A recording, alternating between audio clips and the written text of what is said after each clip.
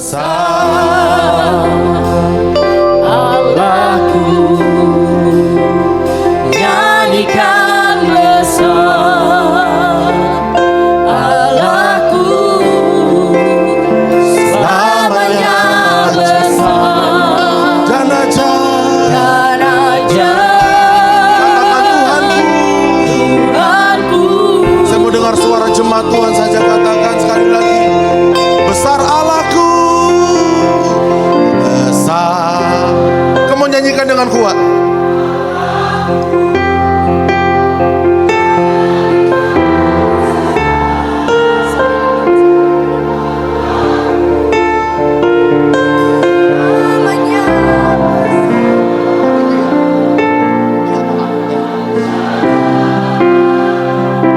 Tuhanku, dengan kuat katakan besar Allahku, besar Allahku. Kamu nyanyikan besar Allahku, selamanya besar dan ajaib. Tuhanku, besar Allahku, besar Allahku, Nyanyikan besar Allahku, nyatakan besar dan ajaib.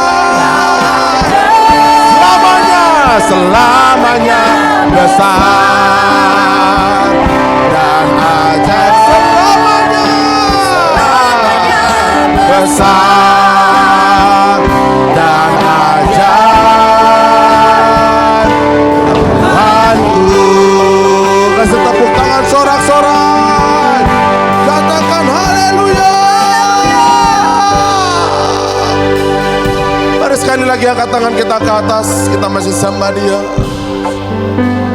Besar dan ajaiblah karyamu, nyanyikan dengan kuat, adil dan benarlah jalanmu.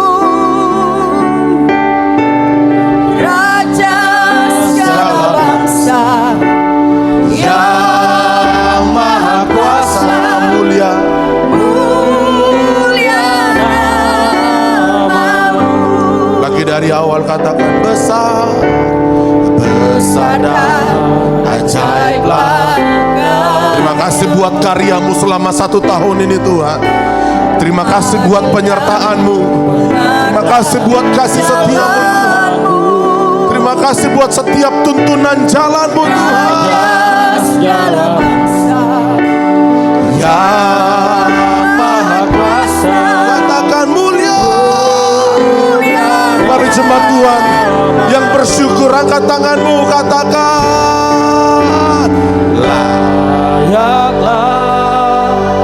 segala bangsa sujud kepadamu,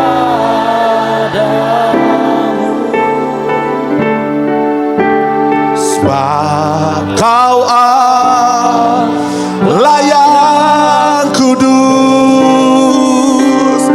layak disembah. Sekali lagi jemaat, katakan layaklah.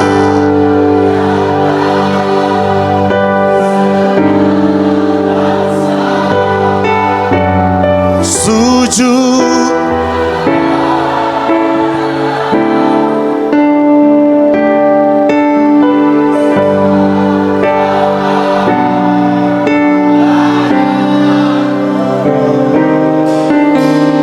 layak disembah. Tepuk tangan sorak-sorai bagi Tuhan yang hidup, bagi Allah yang kudus. Katakan besar, besar dan ajaiblah karyamu, adil dan benarlah jalanmu. Raja segala bangsa,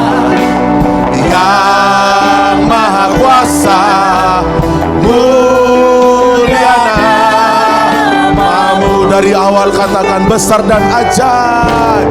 Besar dan ajaiblah. Kami begitu kagum atas setiap karyamu Tuhan. Perbuatan-perbuatan yang besar, perbuatan-perbuatan Tuhan yang ajaib. Raja segala bangsa yang maha mulia. Katakan dengan kuat, layaklah, layaklah segala bangsa sujud kepadamu.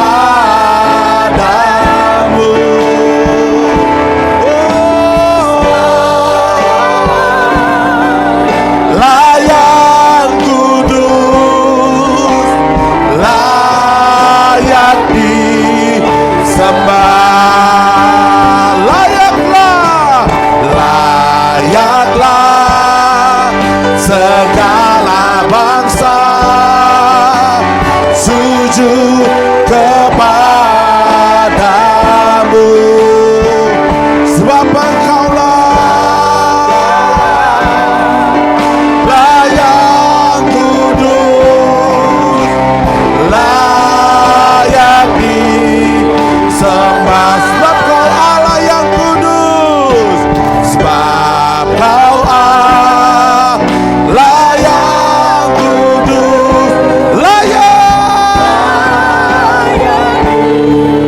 sembah. Sebab Engkaulah, sebab Kau Allah layak kudus, layak disembah.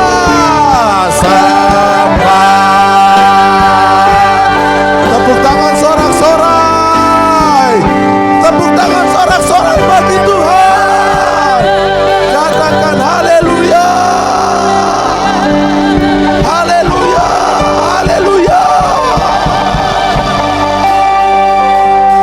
Mari beberapa saat ini naikkan ucapan syukurmu buat Tuhan, naikkan penyembahanmu buat Tuhan. Saudara yang sudah bisa berbahasa roh, mari beberapa saat ini kita doa dalam bahasa roh. Rablaya saja namanya ko rablena ikrala blana maya ka, doa dalam bahasa roh, doa dalam bahasa roh.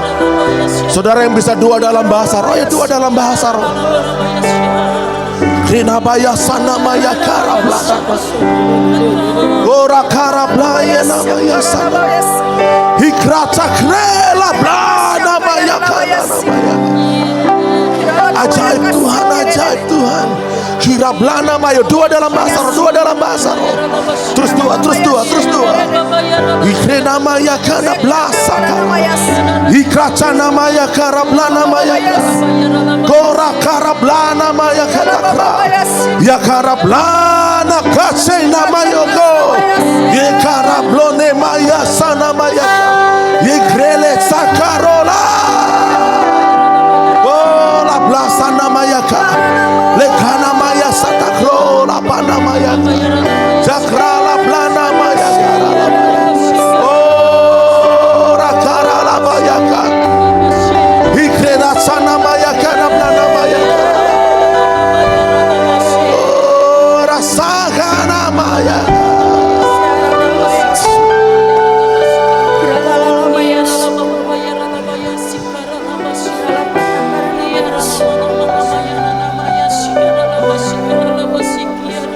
Terus sembah dia, terus sembah dia. Kurablana maya.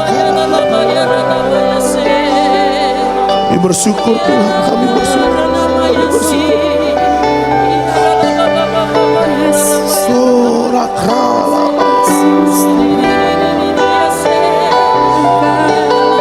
Rikarala.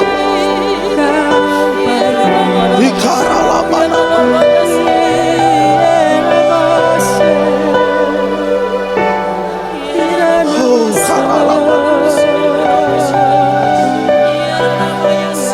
Kami bersyukur Tuhan, kami ada dalam momen ini Tuhan.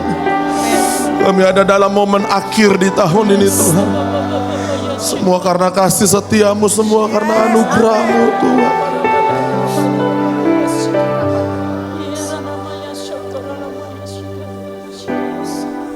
Bersyukur Tuhan, kami bersyukur.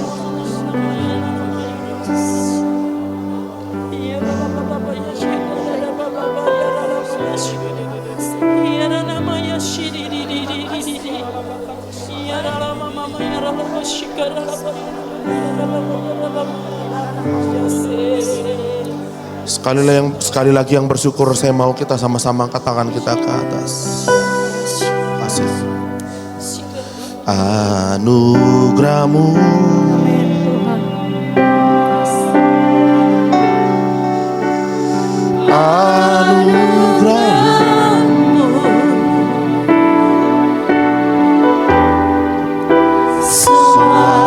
karena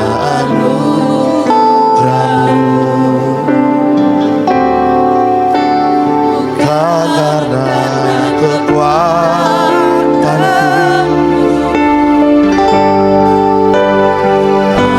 anugerah-Mu,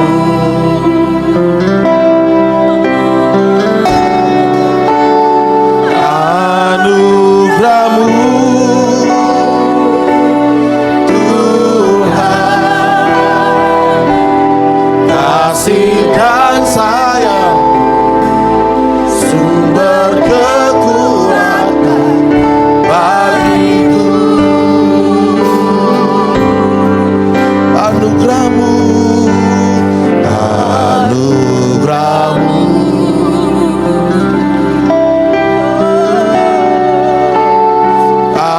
anugerah-Mu,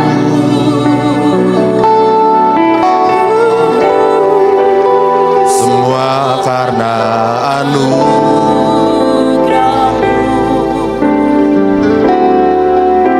bukan karena kekuatanku.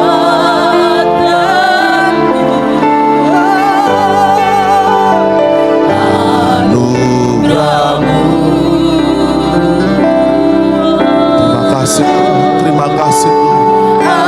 anugerah-Mu Tuhan, kasih Dan sayang, sumber kekuatan bagiku. Sama-sama nyanyikan lagu ini dari awal. Penyertaan-Mu Tuhan, segalanya bagiku. Hadir-Mu di hidupku, terutama bagiku. Penyertaan-Mu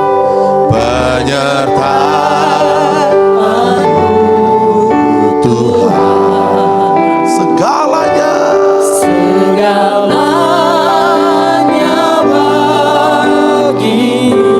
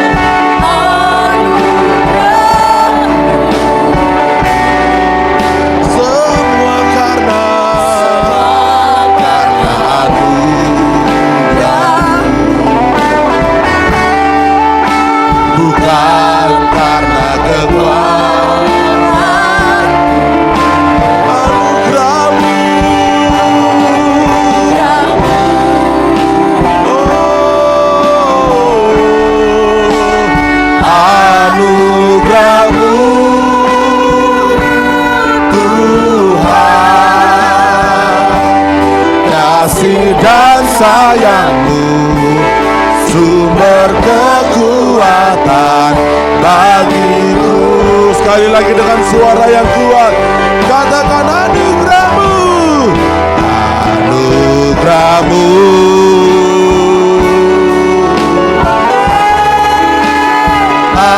Anugerah-Mu,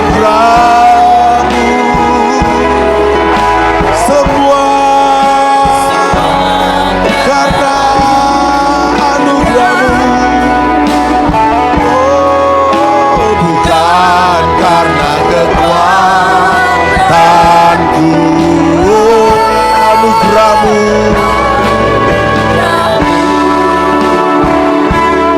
Kami bersyukur.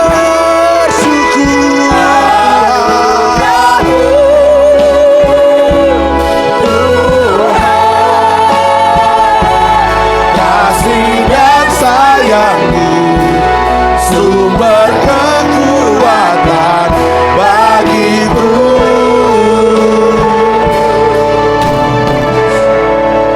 Saya mau beberapa waktu ini, setiap kali kita sembah Tuhan, setiap kali kita menyembah Dia, setiap kali kita datang dalam hadirat Tuhan, ketika kau menyanyikan lagu ini, saya mau pikiranmu, imajinasimu, ingatanmu sekali lagi dipenuhi oleh hal-hal yang sudah Tuhan kerjakan sebelumnya. Bahkan imajinasimu terus dipenuhi oleh realita hadirat Tuhan, setiap perkataan Tuhan, setiap janji-janji Tuhan, setiap firman yang akan terjadi atas hidupmu saat ini, bahkan di saat-saat yang akan datang. Sehingga setiap kali kau nyanyikan lagu ini, kau nyanyi dengan penuh rasa hormat, dengan penuh rasa syukur, dengan penuh rasa sukacita, bahwa kita ada sampai saat ini semua karena anugerah Tuhan. Sekali lagi ingat setiap kebaikan Tuhan, ingat setiap perkara-perkara ajaib, perkara-perkara besar yang sudah Dia kerjakan atas hidupmu. Sekali lagi angkat tanganmu ke atas, sama-sama kita katakan anugerah-Mu.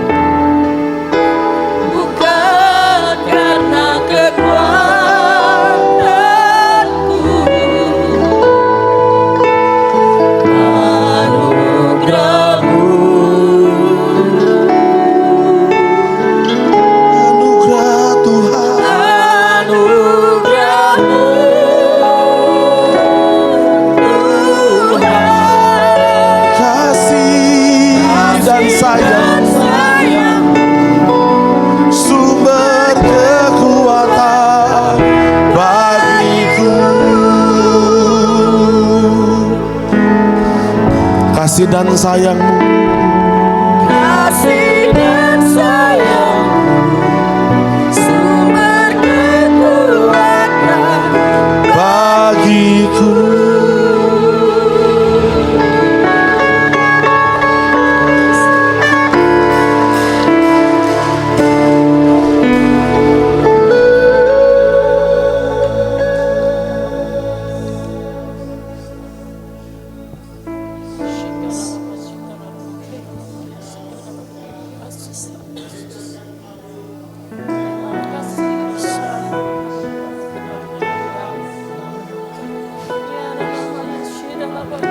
Kami percaya Tuhan, di waktu-waktu yang akan datang, ketika kami menyerahkan hidup kami sepenuhnya di dalam tangan-Mu, kebergantungan hidup kami hanya kepadamu, maka Engkau yang akan membuka setiap jalan kami, ya Tuhan.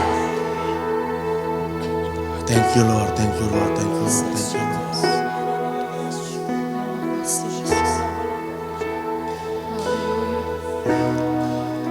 Engkau yang lebih tahu cara untuk membuka jalanku. Dengan kuat katakan, Engkau yang lebih mengerti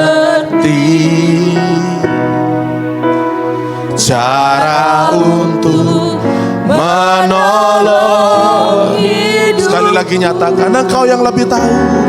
Engkau yang lebih tahu cara untuk membuka jalanku. Engkau yang lebih mengerti cara untuk menolong hidupku. Angkat tangannya ke atas, katakan, ku percaya, ku percaya Kau Tuhan yang tak pernah gagal menjadikanku lebih dari pemenang. Ku percaya Tuhan yang tak pernah lalai menepati janji. Come on, jemaat Tuhan lebih kuat. Katakan, ku percaya, ku percaya. Pernah gagal menjadikanmu lebih dari. Ku percaya. Come on, sampai imanmu kembali bangkit, menepati janjimu. Ku percaya, ku percaya Kau Tuhan yang tak pernah gagal menjadikanku dari pemenang. Ku percaya Kau Tuhan yang tak pernah lalai menepati janjimu. Lagi katakan, ku percaya, ku percaya. Yang tak pernah gagal menjadikanku lebih dari pemenang. Ku percaya Kau Tuhan yang tak pernah lalai menepati janji-janji. Janjimu menepati janji, menepati janji, janjimu menepati, menepati janji, janjimu.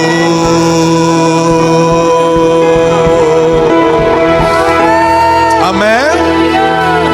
Siapa yang percaya Tuhan tidak pernah gagal, angkat tangannya. Yes, haleluya, amin.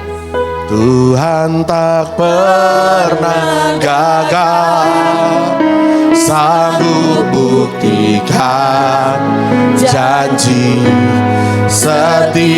setiamu untuk selamanya. Selamanya Imanku berkata,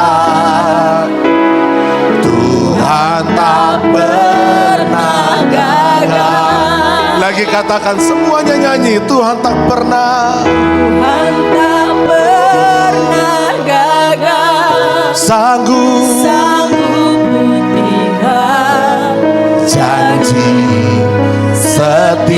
setiamu untuk selamanya. Imanku berkata, Tuhan tak pernah gagal. Saudara percaya Tuhan tidak pernah gagal? Amin. Yes. Katakan dalam hidupmu, aku percaya Aku percaya bahwa Tuhanku bahwa Tuhan tidak pernah gagal. tidak pernah gagal. Artinya, artinya kehidupanku pun Kehidupanku tidak akan pernah gagal. tidak akan pernah gagal. Amin. Saudara tidak seharusnya, ini dia. Tidak seharusnya saudara mengalami kegagalan dalam hidupmu. Kenapa? Karena Tuhan kita tidak pernah gagal. Minggu lalu kita belajar Tuhan kita, Kristus adalah kepala dari segala sesuatu. Amin. Dan Tuhan yang adalah kepala, dia tidak pernah gagal. Pembacaan firman juga menyatakan bahwa kita adalah tubuh. Katakan, aku adalah tubuh yang menyatu. Katakan, menjadi satu dengan sang kepala. Amin. Jadi kalau sang kepala tidak pernah gagal, harusnya tubuh pun tidak bisa mengalami kegagalan. Betul nggak? Setiap rencana-rencana Tuhan tidak akan pernah mengalami kegagalan. Dan saya berdoa setiap rencana Tuhan dalam hidupmu yang sudah engkau terima beberapa waktu yang lalu, engkau terima hari ini, juga tidak akan pernah gagal atas hidupmu. Tapi saudara terus harus menyatu. Katakan, menyatu. Menjadi satu dengan sang kepala. Amin. Artinya pikiranmu harus menjadi satu dengan dia. Imajinasimu harus menjadi satu dengan dia. Perkataan yang dilontarkan oleh mulutmu harus menjadi sama dengan sang firman. Apa yang engkau yakini harus menjadi sama seperti apa yang dia firmankan. Meskipun fakta masih berkata yang lain, tapi saya berdoa pikiranmu, katakan pikiranku, imajinasiku, perkataanku, gaya hidupku menjadi satu dengan sang kepala, karena aku adalah tubuh. Bayangkan saudara adalah tubuh, jalan tanpa kepala. Bayangkan, bisa saudara bayangkan? Saudara ketemu satu manusia hidup, jalan, tapi nggak ada kepala. Begitu menyeramkan, begitu mengerikan. Ada orang di sini berjalan tanpa sang kepala. Artinya, saudara tidak akan pernah sampai kepada tujuan. Tapi ketika engkau menyatu dengan sang kepala, katakan, aku menyatu dengan sang kepala, yaitu Kristus. Maka rencana-rencana dia yang adalah kepalaku tidak akan pernah gagal dalam hidupku. Amin. Saya tidak pernah tahu rencana janji apa yang sudah Tuhan pernah taruh dalam hidupmu. Tapi percaya saja itu pasti akan tergenapi. Kenapa tidak terkunjung tergenapi? Karena seringkali tubuh ingin memisahkan diri dari sang kepala.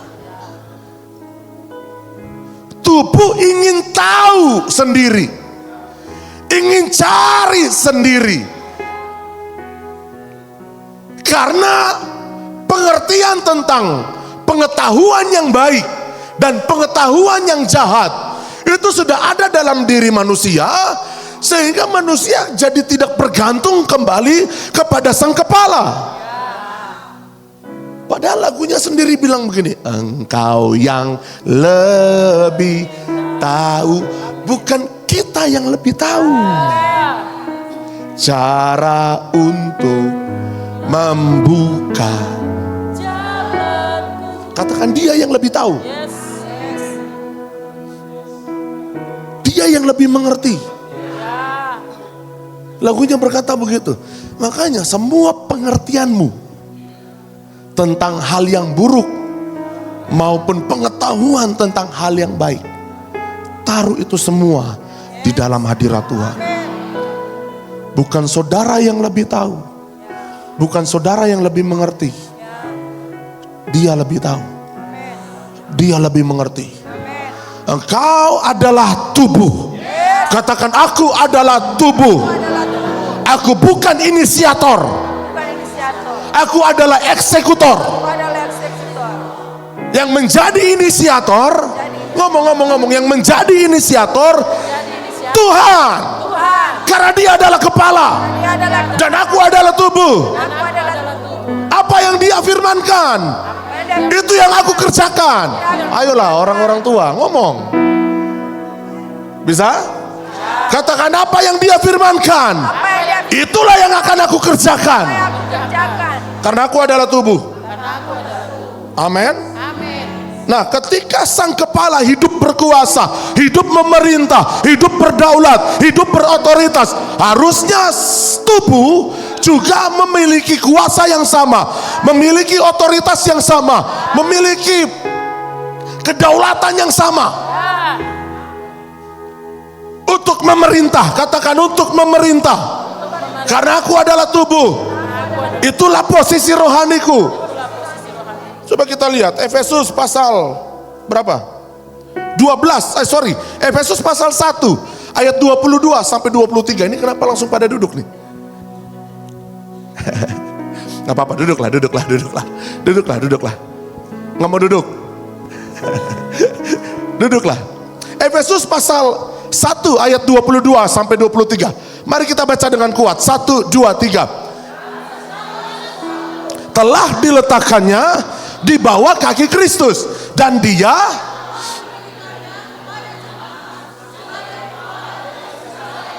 ayat 23, jemaat yang adalah yaitu kepenuhan dia yang memenuhi semua dan segala sesuatu. Kita baca lagi bersama-sama yuk.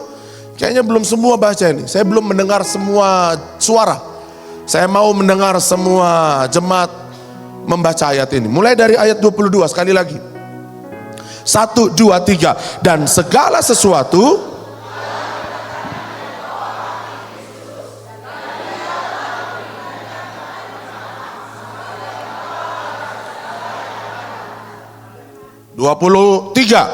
jemaat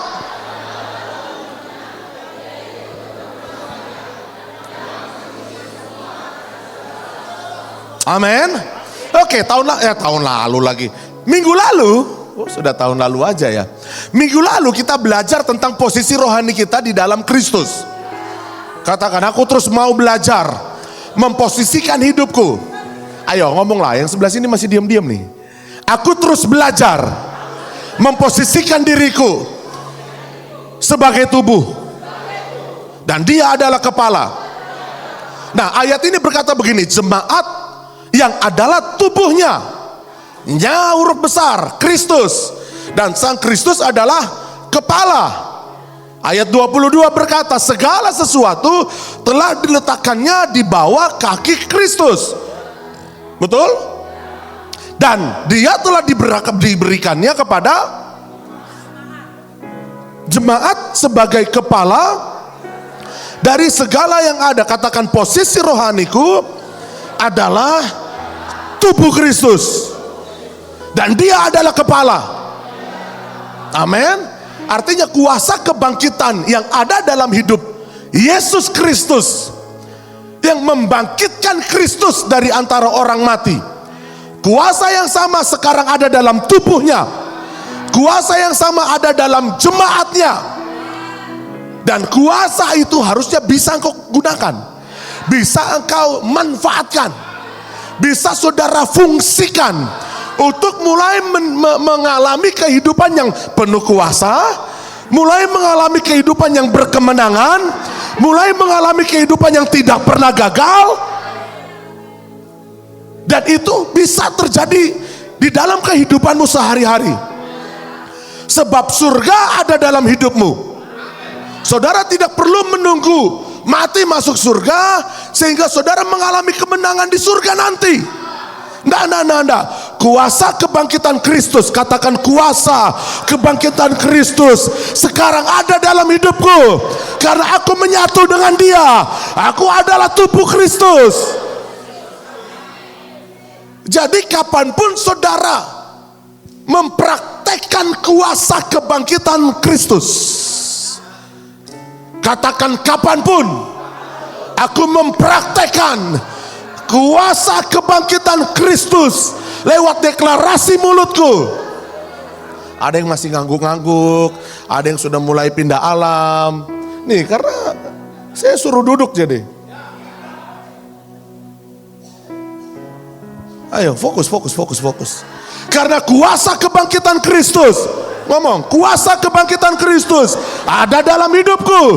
Jadi kapanpun, dimanapun, apapun situasinya, ketika aku membutuhkan kuasa itu, aku hanya tinggal memperkatakannya, dan kuasa itu akan terjadi sesuai perkataanku.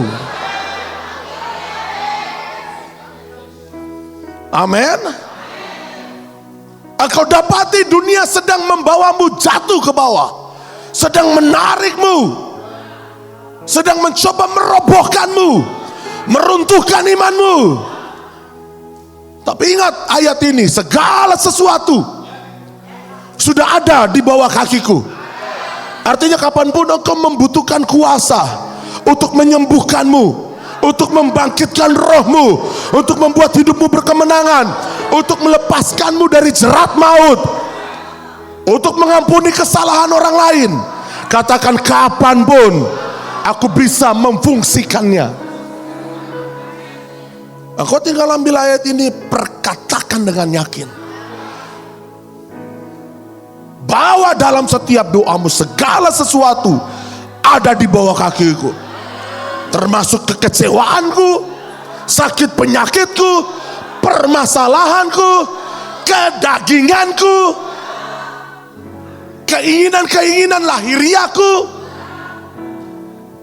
semua sudah ada di bawah kakiku. Seringkali dalam setiap kali situasi engkau merasa aku perlu dihormati,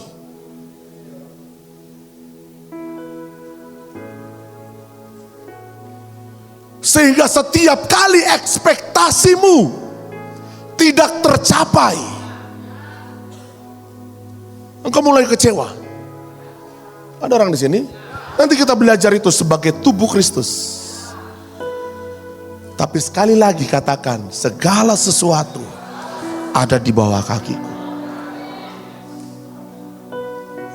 Itulah posisi rohanimu.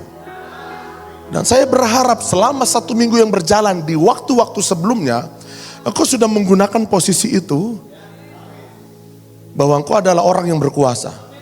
Tidak ada segala sesuatu pun yang bisa mempengaruhi mood, perasaan, emosi. Ada orang di sini? Seringkali situasi, perkataan, itu bisa saja mempengaruhi perasaanmu, mempengaruhi jiwamu, mempengaruhi emosimu. Tapi sekali lagi ambil ayat ini, segala sesuatu, termasuk perasaan lahiriamu, perasaan manusiawimu, sudah ada di bawah kakimu. Nggak ada yang bisa membuat perasaanmu jadi kecewa. Meskipun banyak orang, banyak situasi mencoba membuat engkau menjadi kecewa, tapi segala sesuatu ada di bawah kakiku. Amin. Orang yang hidup dengan kekecewaan itu apa ya? Orang yang sengaja maupun gak sengaja mengecewakanmu. Ada orang di sini? Dia mah biasa aja. Tapi saudara yang sudah merasa dikecewakan, disakiti, halo, hidup jadi gak tenang, tidur jadi susah, bawaannya jadi sakit. Padahal orang yang tadi sengaja maupun tidak sengaja mengecewakanmu, hura-hura, senang-senang. Ada orang di sini? Saudara harus mengerti bahwa engkau adalah tubuh Kristus. Yesus diludah, dicambuk, dihajar, dipukul, ditipu, dihianati, dijual. Tapi sebagai sang kepala, dia memberi teladan bahwa Yesus menaklukkan segala sesuatu. Dan segala sesuatu yang sudah ditaklukkan Yesus, sekarang ada di bawah kakimu. Amin.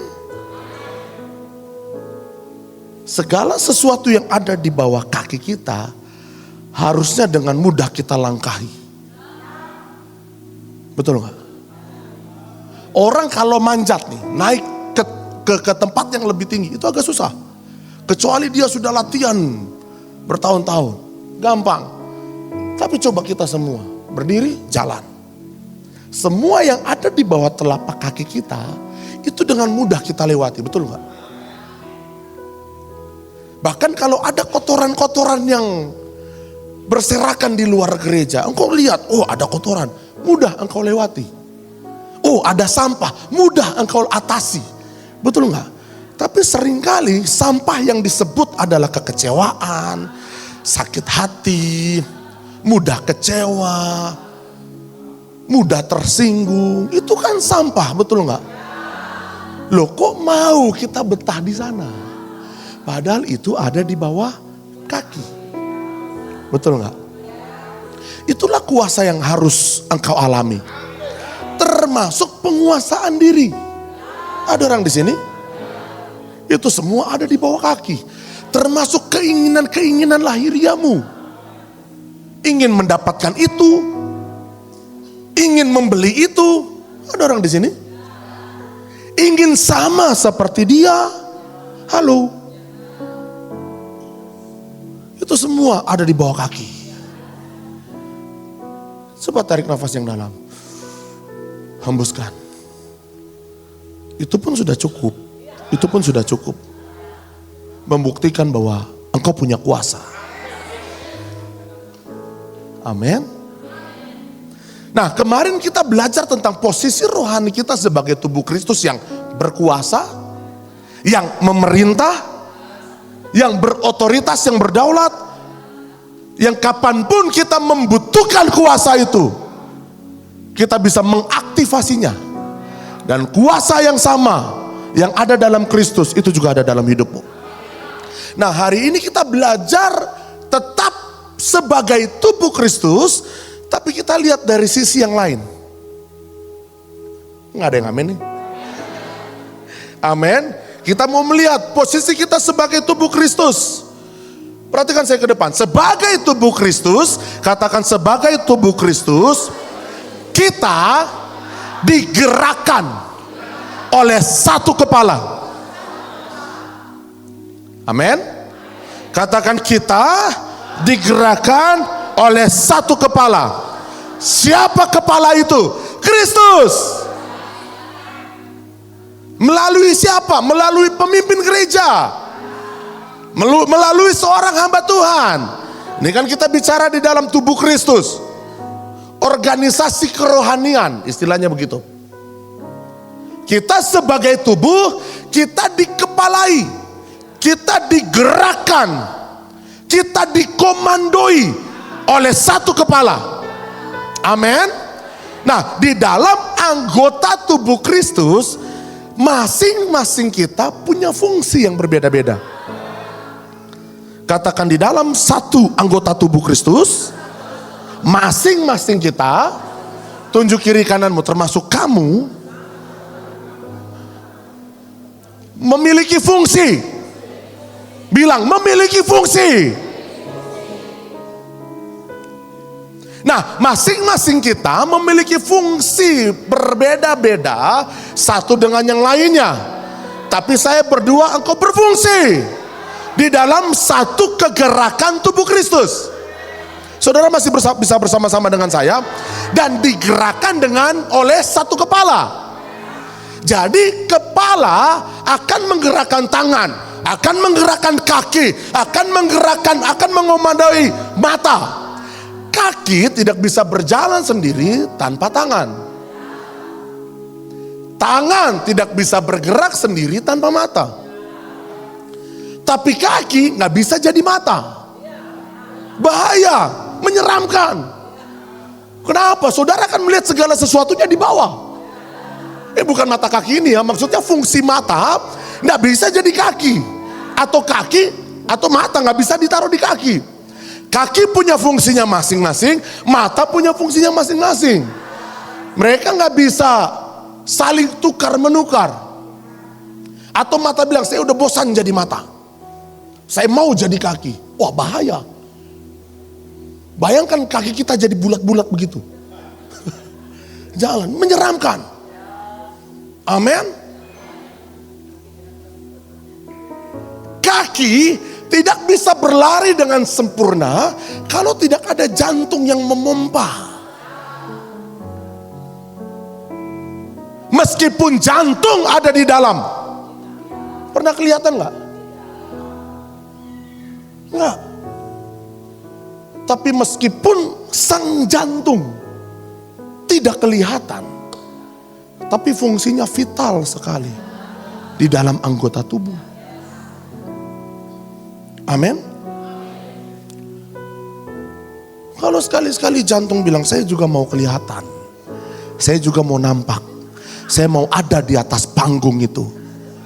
Come on.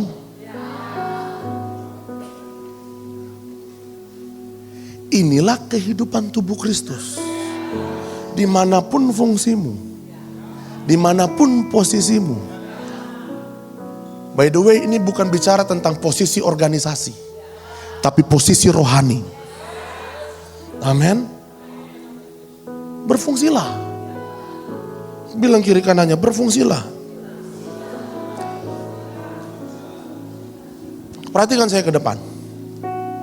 Kita ada dalam kegerakan tubuh Kristus. Amin. Kita nggak bisa berjalan sendiri-sendiri. Kita harus berjalan bersama-sama. Tapi seringkali kegerakan tubuh Kristus menjadi hancur. Yang pertama, karena ada orang-orang yang selalu ingin terdepan. Ada orang-orang yang selalu ingin tampil. Ada orang-orang yang selalu ingin terlihat. Ada orang-orang yang selalu ingin menjadi sorotan. Ketika sebuah kegerakan terjadi dan berhasil, sukses, ada orang-orang yang merasa bahwa kegerakan ini hasil diriku. Sehingga dia mencoba menjadi, atau dia mencoba menggantikan sang pemimpin kegerakan. Tidak mengherankan, seringkali gereja pecah. Tidak mengherankan, banyak hamba-hamba Tuhan pecah. Kenapa? Karena sang pelayan atau sang hamba-hamba Tuhan yang selama ini membantu sang kepala tidak pernah memposisikan diri sebagai anak, tapi memposisikan diri sebagai pesaing. Sehingga ketika dia merasa, aku sudah cukup punya banyak massa, banyak orang yang sudah mendengarkanku, kegerakan ini kalau nggak ada saya bubar. Dan dia punya cukup banyak suara. Ini bukan bicara pilkada, cuma nggak tahu siapa yang menang kemarin. BTM di gubernur ya, betul ya. Wali kota siapa? ABR. Puji Tuhan untuk itu. Kita terus berdoa. Sekarang tidak ada lagi pendukung Mario. Tidak ada lagi pendukung BTM. Kita pendukung Tuhan. Kita doakan yang terbaik buat pemimpin-pemimpin kita. Nah, tapi seringkali kita balik lagi ke konteks. Di dalam gereja banyak orang-orang yang merasa saya sudah menjadi pemimpin. Sehingga dengan begitu saja meninggalkan kegerakan yang ada. Bahkan membuat kegerakan yang baru. Kenapa? Karena selama ini mereka memposisikan diri sebagai jemaat. Bukan sebagai anak. Saudara bisa mengikuti saya? Nah, itu sebabnya banyak sekali kegerakan-kegerakan rohani akhirnya sudah menjadi kenangan. Kenapa kita banyak sinode? di Indonesia. Jangankan di Indonesia, di dunia. Kenapa? Pecah. Kenapa pecah?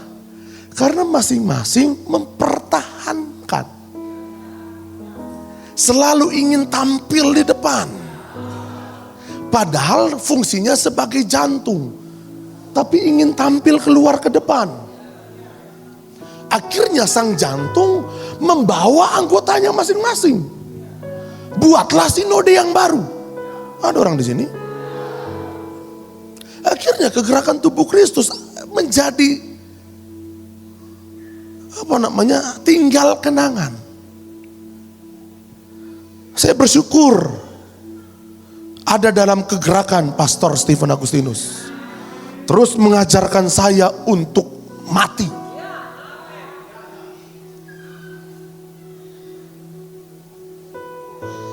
Amin. Karena kegerakan tubuh Kristus harus terjadi di atas tanah ini. Kita nggak bisa jalan masing-masing. Polimak jalan sendiri, AB jalan sendiri. Ada orang di sini. Kita harus jalan bersama-sama. Oke, mungkin terlalu luas. Di dalam kita aja, Grow Raja Wali jalan sendiri. Grow mana lagi? Majesty jalan sendiri. Pengurus-pengurus BBI jalan sendiri. Pengurus-pengurus pemuda jalan sendiri. Waktu komandoi kerjasama. Nggak mau Dad. Aduh urusan sama ibu-ibu tuh ribet. Aduh urusan sama anak-anak muda tuh malas. Ada orang di sini? Sebagai kegerakan tubuh Kristus kita harus berjalan bersama-sama. Amin. Kita harus berfungsi bersama-sama. Ekstrim yang pertama yang menjadi kegerakan tubuh Kristus menjadi tidak terjadi atau hancur karena tadi ada orang-orang yang ingin selalu tampil, ingin dilihat, ingin dihargai, tapi ada ekstrim yang kedua. Merasa diri bukan siapa-siapa. Merasa diri tidak bisa apa-apa. Merasa diri sudah terlalu tua. Merasa diri terlalu muda. Halo. Merasa diri, saya nggak pernah kok disuruh gembala. Come on. Saya nggak pernah kok dilihat gembala. Halo. Mulai mengasihani diri. Ya sudahlah, kalau kalian kerja. Aku kan sudah tua. Aku kan sudah renta.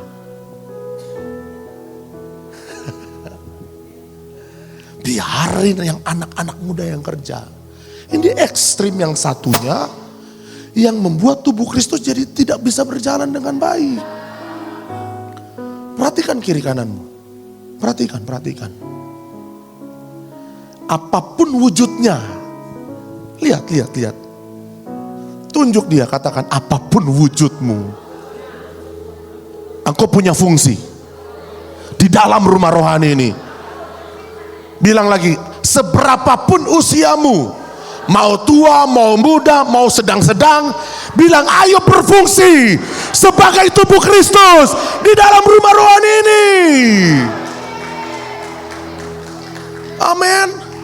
Banyak yang harus kita kerjakan di tahun-tahun yang berikutnya. Sang pemimpin tidak bisa berjalan sendiri. Sang kepala tidak bisa berjalan sendiri. Dia harus memerintahkan anggota tubuhnya. Ayo lakukan ini, ayo laksanakan ini. Bahkan anggota tubuhnya dengan otomatis, katakan otomatis. Kalau saudara jadi tangan, sang kepala mau ambil minum, gak mungkin kan sang kepala suruh mulut bilang tangan, ambil minum. Tangan, ayo ambil minum. Gak mau. Ya udah kaki ambil minum. Fungsinya jadi kau bolak-balik. Amin. Nah, apa yang menjadi porsi rohanimu, itulah yang kau kerjakan. Tidak perlu iri dengan yang lain. Kenapa saya tidak sama dengan kakak Asa? Saya juga mau main keyboard, padahal memang gak bisa main keyboard. Waktu maju ingin main keyboard, tang ting tung. Terus begitu sang WL nyanyi salah, WL yang disalahin.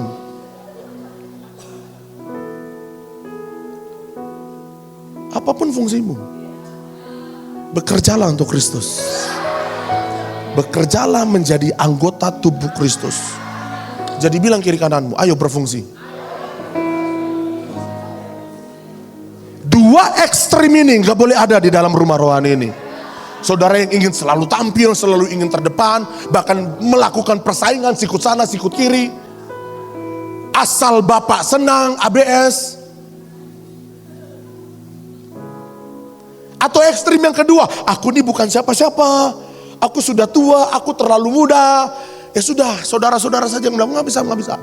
Katakan semua kita saling menolong, saling membutuhkan. Amin. Katakan sebagai tubuh Kristus, setiap kita punya fungsinya masing-masing. Nah, bagaimana caranya kita mewujudkan kegerakan tubuh Kristus secara bersama-sama? Masing-masing kita harus menjadi hamba. Kunci yang pertama, untuk tubuh Kristus mulai bergerak, mulai menjangkau, mulai melayani, masing-masing kita harus menjadi hamba.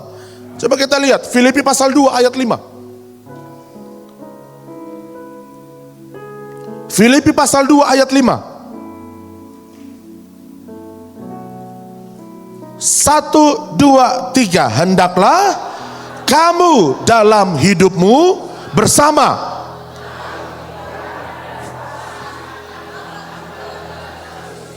Perhatikan, jadi kehidupan kita adalah kehidupan bersama.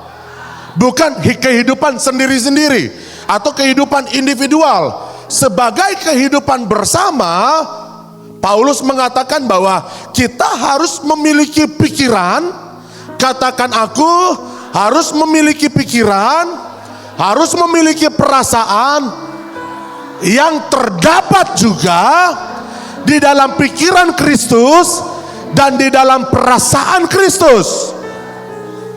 Apa pikiran dan perasaan Kristus? Ayat 6. 1, 2, 3. Yang walaupun tidak menganggap kesetaraan dengan Allah itu sebagai milik, perhatikan, Kristus dalam rupa Allah. Tetapi Kristus di dalam rupa Allah itu pun tidak menganggap dirinya, diri Yesus setara dengan Allah. Haknya sebagai Tuhan, haknya sebagai Allah itu dilepaskan, tidak dipertahankan. Ayatnya bilang begitu. Yang walaupun dalam rupa Allah tidak menganggap kesetaraan dengan Allah itu sebagai miliknya yang harus dipertahankan. Nah, ayat 7. Inilah yang Yesus lakukan. 2, 3. Melainkan telah, ayo bacalah. Ulang. 1, 2, 3. Melainkan telah mengosongkan dirinya sendiri dan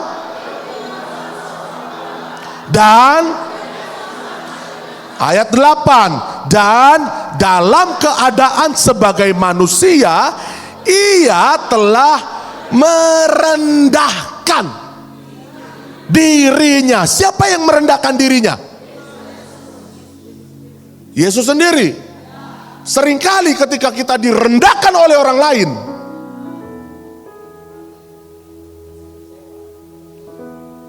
ada sebuah perasaan negatif yang muncul. Belajar dari Yesus. Bilang kiri kanannya, belajar dari Yesus.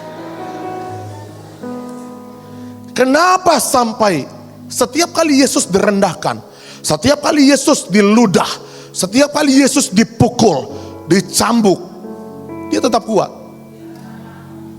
Kenapa? Karena Yesus sendiri sudah merendahkan dirinya.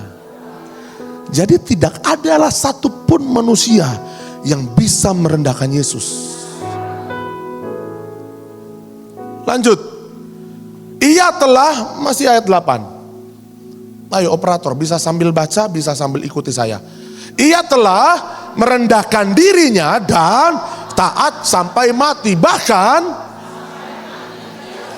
Nah, ayat 9. Itulah sebabnya Allah sangat meninggikan Kristus dan mengaruniakan kepada Kristus name above all name, nama di atas segala nama. Ayat 10, supaya dalam nama Yesus bertekuk lutut segala yang ada di langit dan yang ada di atas bumi dan yang ada di bawah bumi, dan segala lidah mengaku Yesus Kristus adalah Tuhan.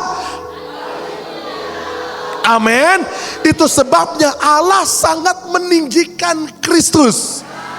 Kenapa? Karena Kristus sudah menempatkan dirinya ada di bawah, mengosongkan dirinya. Nah, beda dengan apa yang ditawarkan dunia, beda dengan apa yang dicetak oleh dunia. Dunia akan terus mencetak kita menjadi pribadi yang suka berkompetisi, suka bersaing, ingin selalu menjadi yang terhebat, ingin selalu menjadi yang ternama, ingin selalu memiliki posisi teratas, ingin selalu dilihat orang, ingin selalu menjadi yang terutama. Dunia sedang mencetak kita untuk terus berlomba-lomba untuk menjadi number one. Tapi Yesus memberikan teladan. Karena di dalam kesatuan tubuh Kristus, semua yang dicetak oleh dunia harus runtuh. Karena Yesus memberi teladan. Teladan dia apa? Yang pertama, dia merelakan dirinya. Coba lihat tadi di ayat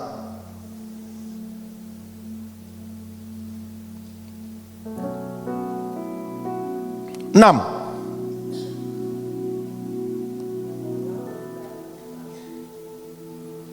1, 2, 3. Yang walaupun dalam rupa Allah tidak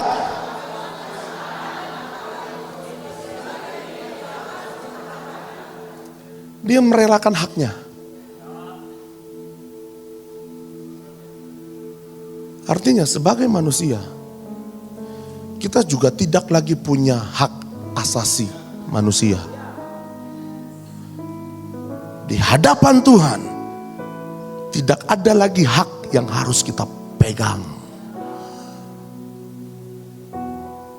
Karena Yesus saja dia punya hak sebagai Tuhan. Dia punya hak sebagai Raja. Dia punya hak sebagai Allah. Tetapi Allah atau Yesus tidak menganggap itu adalah haknya. Seringkali kita terus mempertahankan hak kita. Rilis, lepaskan. Katakan, mulai hari ini aku melepaskan hak untuk dihargai, hak untuk dihormati, hak untuk dilihat. Aku melepaskan semuanya, Tuhan. Dan jadilah hamba. Yesus memberi teladan supaya kita juga mulai mengosongkan diri kita. Ayat berapa tadi? Ayat 7. 2, 3, melainkan telah mengosongkan diri. Lalu menjadi apa lagi? Menjadi rupa seorang hamba. Dan mengambil rupa seorang hamba. Dan menjadi sama dengan manusia. Amin.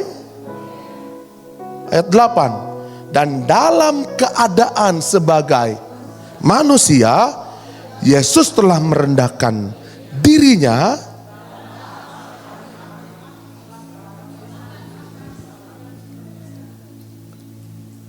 itulah Tuhan.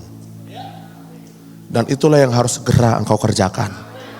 Karena kegerakan tubuh Kristus harus terus berjalan. Amin. Dunia selalu ingin mencetak kita menjadi yang terutama, yang terbaik. Tapi Yesus memberi teladan untuk mencetak kembali kehidupanmu. Untuk mulai merelakan hakmu, katakan merelakan hakku, mengosongkan diriku, mengambil rupa seorang hamba, merendahkan hidupku. Arti dari merendahkan hidupmu adalah membunuh setiap keegoan. Katakan, mati dari keinginanku untuk suka dilihat, dihargai maupun dihormati. Nah, ketika sesama kita punya posisi yang sama sebagai hamba, sang kepala akan dengan sangat mudah menggerakkan tubuh. Amin. Dan kegerakan tubuh Kristus akan segera terjadi. Tidak ada lagi satu jalan dengan yang lain, satu jalan yang ke kanan, satu jalan ke kiri. Kita punya tujuan yang sama. Bilang kiri kanannya, kita punya tujuan yang sama. Amin. Ayat yang terakhir, Roma pasal 12 ayat 3 mulai. Terjemahan baru dulu ya. Nanti baru kita lihat versi terjemahan sederhana Indonesia. Roma pasal 12 ayat 3. Sudah? Kita tunggu monitor.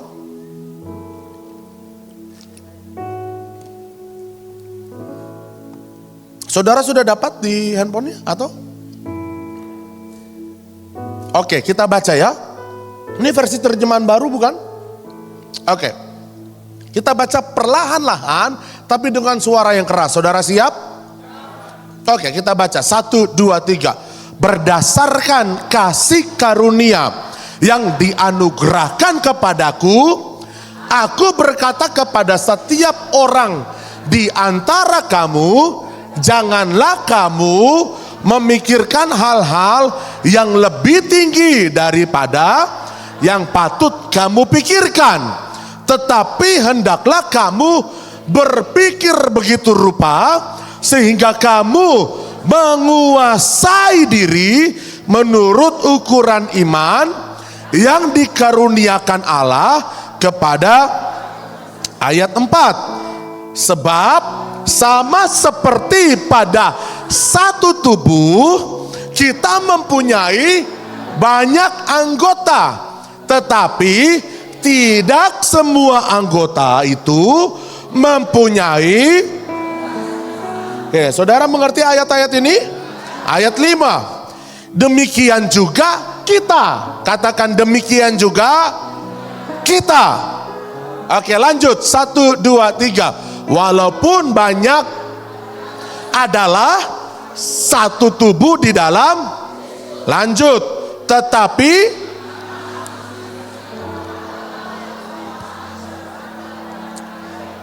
ayat 6, demikianlah kita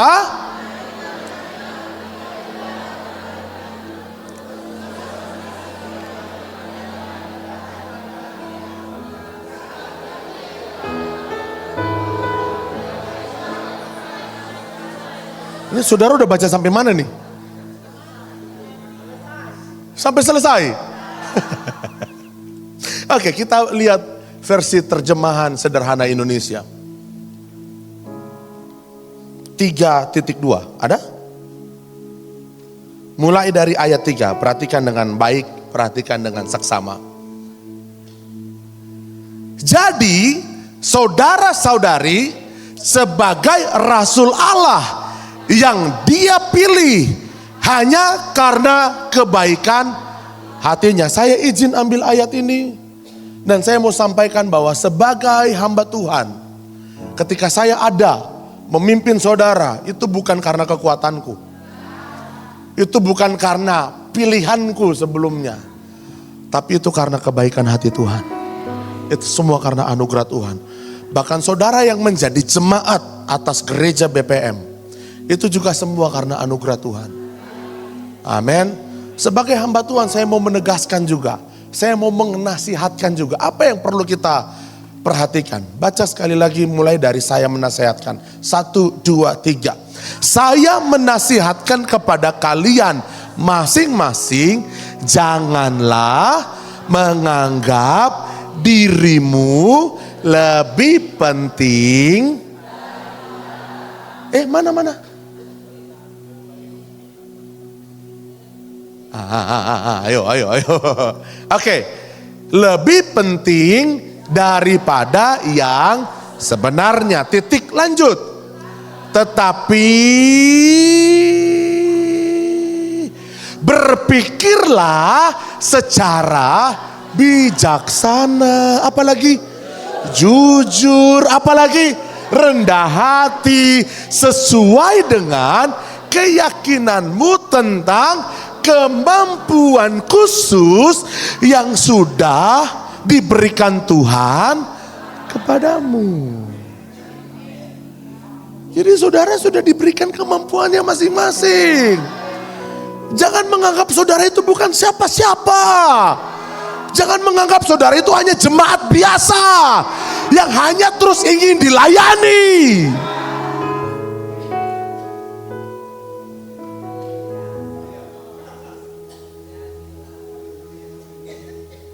Resapi dulu kata-kata barusan. Resapi dulu. Karena ayatnya bilang sesuai dengan porsimu, sesuai dengan keyakinanmu, engkau diberikan kemampuan khusus untuk bisa berfungsi ada dalam kegerakan tubuh Kristus. Engkau yang sudah beribadah berjemaat dalam gereja ini puluhan tahun, bahkan mungkin lebih tua dari usia gereja ini, atau saudara yang baru minggu lalu datang beribadah dalam gereja ini, tidak peduli.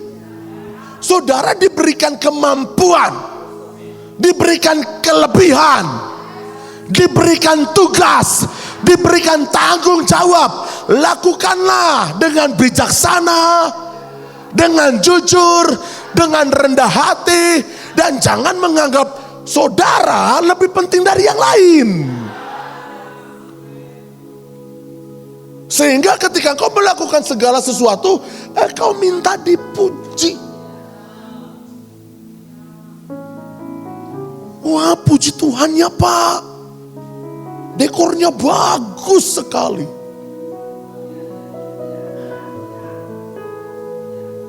Puji Tuhan ya Pak, lantainya kinclong sekali. Lalat mau mendarat, kepleset.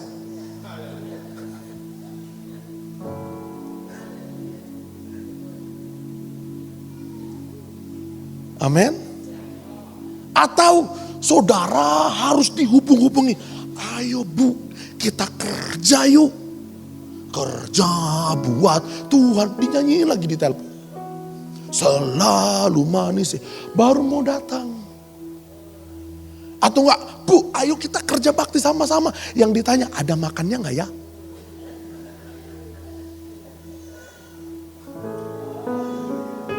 Ini baru hal-hal yang sederhana.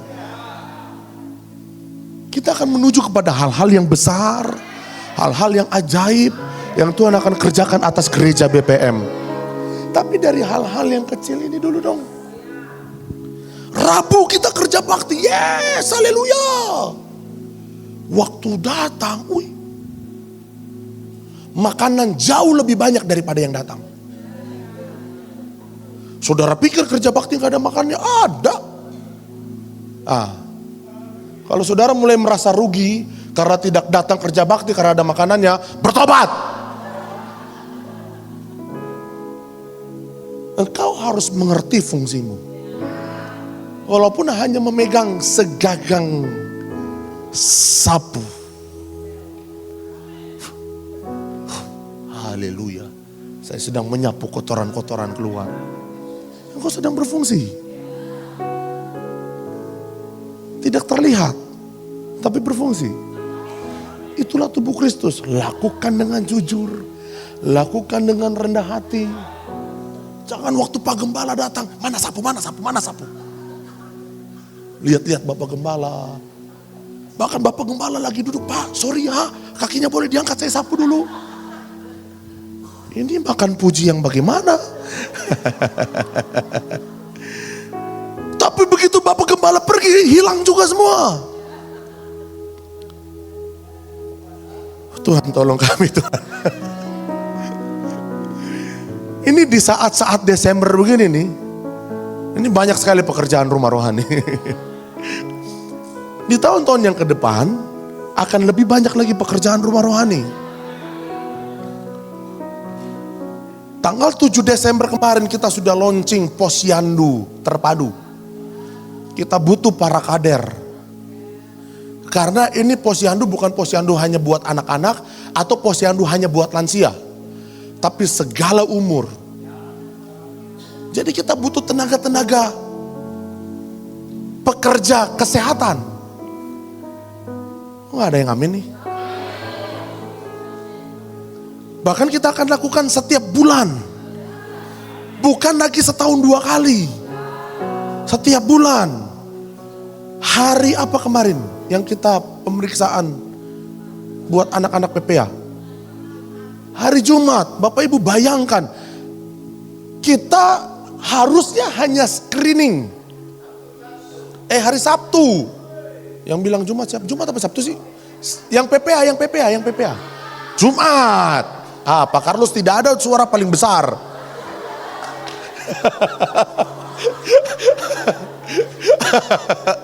Ini kayaknya ngantuk nih Pak Carlos nih.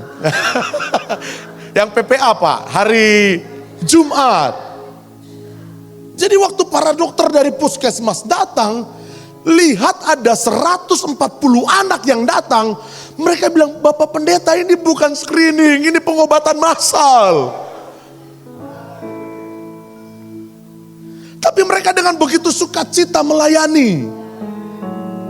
Bapak Pendeta ini kayaknya anak dari usia 0 sampai 10 tahun saja kah? Kok 19 tahun, 20 tahun juga datang? Iya, maafkan kami. Kami miskomunikasi. Tapi dilayani juga. Bapak Ibu bayangkan, posyandu bayi yang ada di RW RT mana yang di bawah sini? Di rumah ya? Itu dialihkan ke sini. Makanya waktu saya datang ini kok ada banyak bayi. Nah baru susternya bilang, iya Pak Gembala minta maaf. Kami karena ada kegiatan di sini, ya sudah kita suruh semua ke sini deh. Mereka sudah melakukan tindakan iman buat gereja ini. Padahal posyandu ILP baru dilakukan di bulan depan. Tapi dari kemarin ini ternyata ada anak-anak bayi yang diimunisasi. Kita jadi terheran-heran. Kok bisa? Bahkan ada sebuah kesaksian dari para tenaga medis. Mereka bilang gini, Pak, setiap kali kami mau mengumpulkan massa untuk melakukan penyuluhan,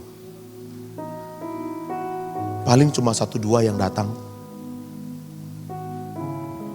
Tapi setiap kali gereja ini melakukan pemeriksaan kesehatan, dokter bilang, waktu saya datang masuk, lihat ratusan orang duduk, saya udah takut. Saya sudah gemetar, kenapa? Saking banyaknya. Bahkan dia bilang begini, kalau kita akan lakukan pemeriksaan di gereja BPM, siap-siap sampai sore. Kenapa banyak warga yang datang? Bahkan dia terkaget-kaget, sang dokter terkaget-kaget. Kenapa? Karena dia bilang, Pak jemaatnya banyak ya.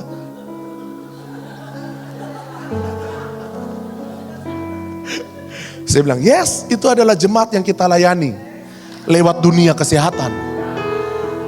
Loh maksudnya apa Pak? Ya itu bukan jemaat yang ibadah setiap minggu dengan kita. Loh jadi itu siapa? Warga sekitar. Wah Pak, warga sekitar sini mau ikut ke sini. Iya. Wah kita panggil sana panggil sini, mereka tanyanya ini. Ada enggak? Kalau enggak ada enggak mau datang. Tapi setiap kali gereja ini melakukan kegiatan, wah, itu karena Tuhan. Tapi saudara jangan terlalu amazed dengan banyaknya yang kita layani. Kenapa? Semakin banyak orang yang kita layani, semakin banyak juga saudara-saudara yang harus terlibat. Bayangin kemarin 140 anak, cuma 4 staff saja. Hanya siapa kemarin? Miss Novi, Miss Indah, Miss Marsha, Miss Indah. Berempat 140 anak. Bayangkan waktu kita ngomong sama orang puskesmas, berapa orang yang datang? 4 orang Pak, oh puji Tuhan, tidak terlalu banyak. Kemarin yang datang berapa orang dari puskesmas? 11 orang. Jadi kayak kita bikin pengobatan kedua lagi, tapi ini khusus buat anak-anak. Jadi bayangkan waktu yang hari apa tuh? Hari Sabtu yang kita, itu kan mejanya dari ujung pukul ujung, betul nggak? Sama persis. Hari Jumat kemarin dari ujung pendaftaran ke sini, ke sana, ke sini, ke sini, ke sini, sampai ke sana. Kasih tepuk tangan buat Tuhan Yesus. Dan mereka bilang begini, tidak semua gereja mau melakukan hal ini. Bahkan kita sudah terlalu nyaman dengan apa yang kita alami sekarang. Yang non-Kristen saja, mereka sudah menandatangani MOU sama puskesmas. Jadi setiap kali ada jemaat mereka yang mau menikah, mereka diberikan penyuluhan kesehatan gratis. Mereka diberikan pemeriksaan kesehatan gratis. Mereka diberikan tahu, oh ini penyakit seks menular seperti ini. Yang mau menikah.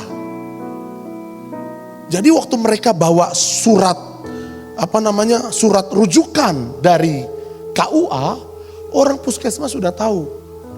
Jadi diberikan pelayanan kesehatan, diberikan pemeriksaan kesehatan. Termasuk yang non-Kristen sudah sering melakukan sunat massal. Ini bukan bicara tentang adat, ini bukan bicara tentang tradisi. Ini bicara tentang kesehatan. Para pria saya anjurkan untuk sunat. Ianya cuma 1-2 orang ini. Kenapa? Ada banyak penyakit menular hanya gara-gara alat kelamin pria tidak disunat. Halo?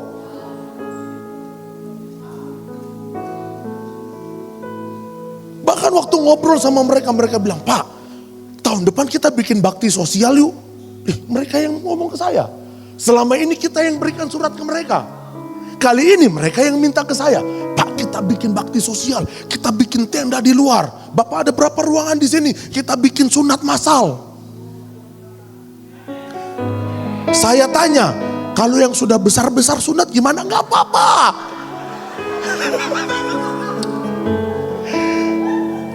Yang sunat siapa?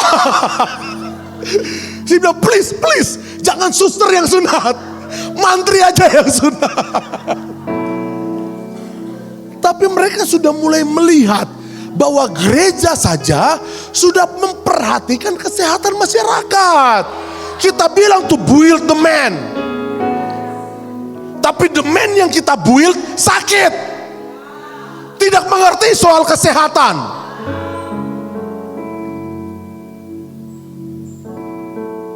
Bahkan kemarin ada satu penyuluhan tentang kanker serviks. Ini kenapa jadi ngomongin ini ya? Saya sebagai hamba Tuhan harus kasih tahu ini. Bapak Ibu, kanker serviks itu adalah silent killer. Atau penyakit mematikan yang diam-diam.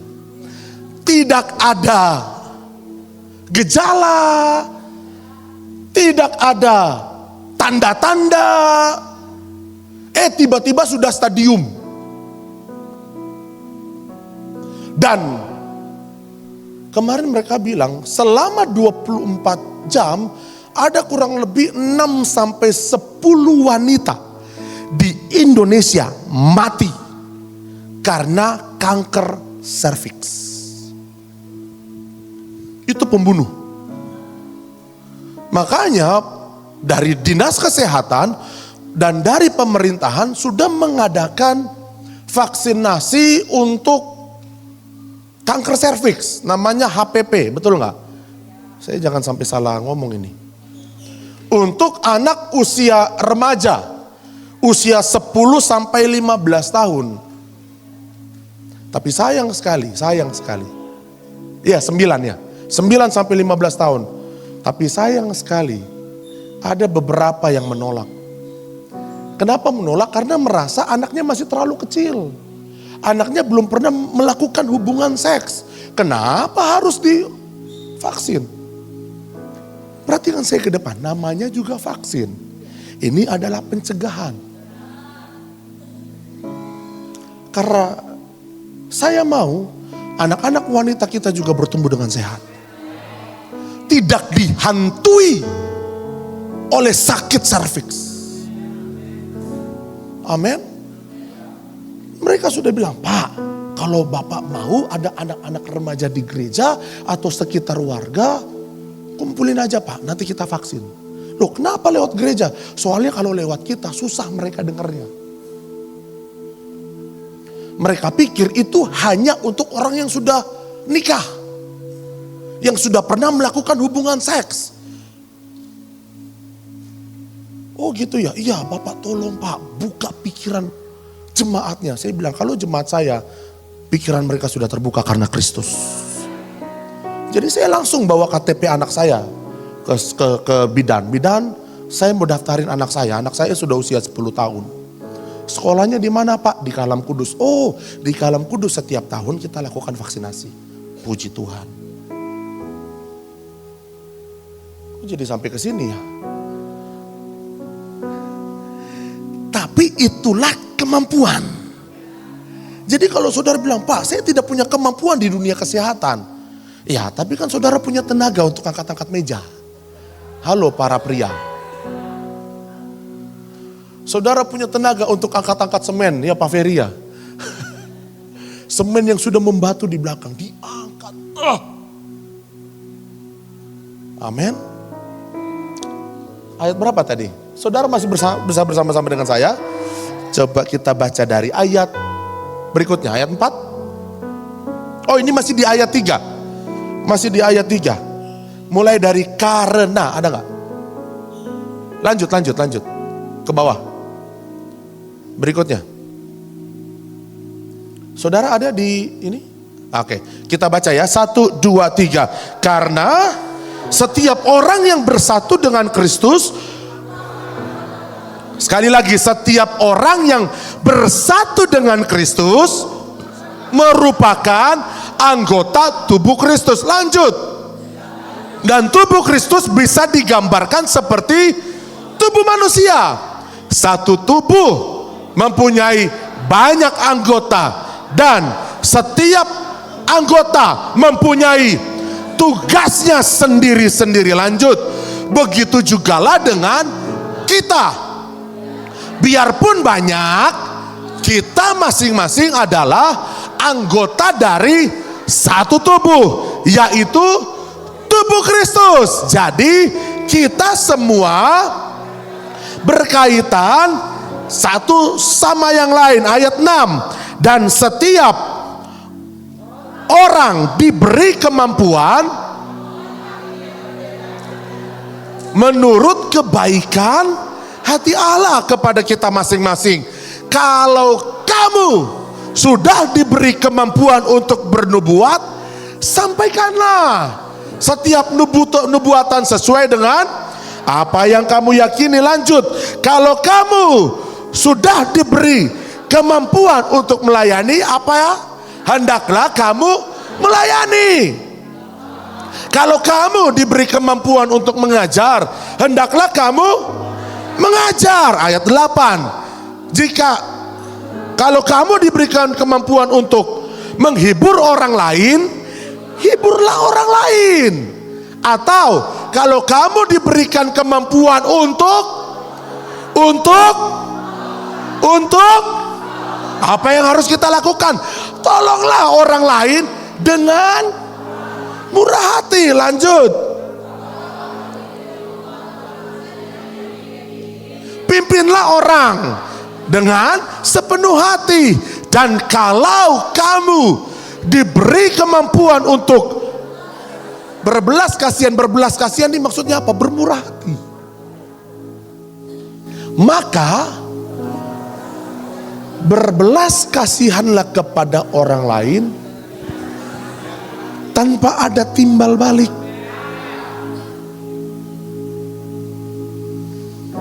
Itulah pekerjaan yang harus dilakukan oleh anggota tubuh Kristus. Dan siapa yang menjadi komandonya? Bukan tangan, bukan kaki, bukan mata, bukan jantung, tapi kepala. Kristus yang adalah sang kepala.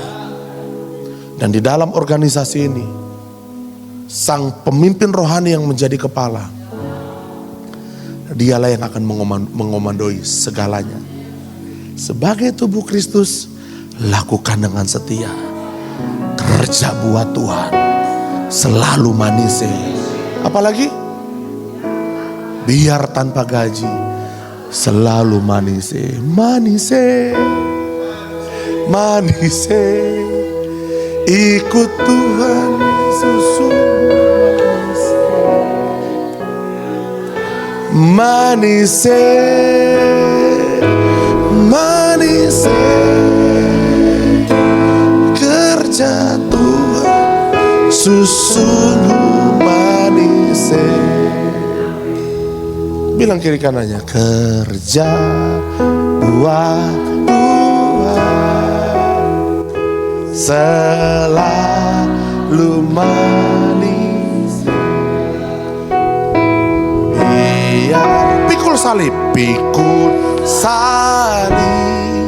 selalu manis. Ajak yang kiri kanannya, ayo kerja buat Tuhan, senang-senang. Terus dipanggil Tuhan selalu manis. Membuang diri ke ladang Tuhan saudara. Tuhan selalu. Mari sama-sama kita bangkit berdiri. Katakan manis, manis, manis. Ikut Tuhan. Tuhan Yesus sungguh manis. Manis, Manis. manis. Ikut Tuhan Yesus sungguh manis. Lagi manis, manis.